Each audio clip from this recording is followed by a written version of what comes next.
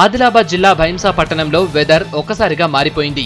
ఈదురుగాలులతో కూడిన వడగళ్ల వర్షంతో జనం ఇబ్బందులు పడ్డారు. నిన్నటిదాకా ఉక్కపోతతో అల్లాడిన జనం రాత్రి నుంచి కురిసిన వర్షానికి రిలాక్స్ అయ్యారు.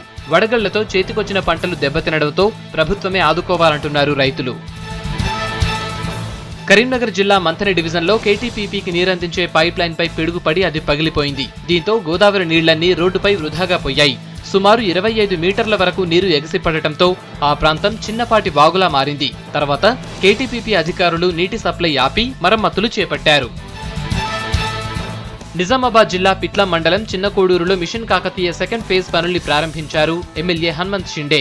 ఫేజ్ 2లో 54.73 లక్షలతో చెరువుల పూడిక పనులు చేపడుతున్నట్లు చెప్పారు. ఈ సందర్భంగా చిన్నకోడూరు చెరువు తూము, అలుగు పనులకు భూమి పూజ చేశారు. వరంగల్ జిల్లా మహబూబాబాద్ రైల్వే స్టేషన్లో కొత్తగా ఏర్పాటు చేసిన ఆర్పీఎఫ్ అవుట్ పోస్ట్ ను ప్రారంభించారు ఆర్పీఎఫ్ డీఎస్పీ సుమతి శాండిల్య.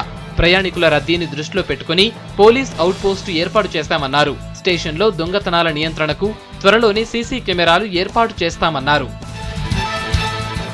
వరంగల్ నుంచి ఏటూరు నాగారంకు లారీలో అక్రమంగా తరలిస్తున్న గుట్కా ప్యాకెట్లను స్వాధీనం చేసుకున్నారు పోలీసులు.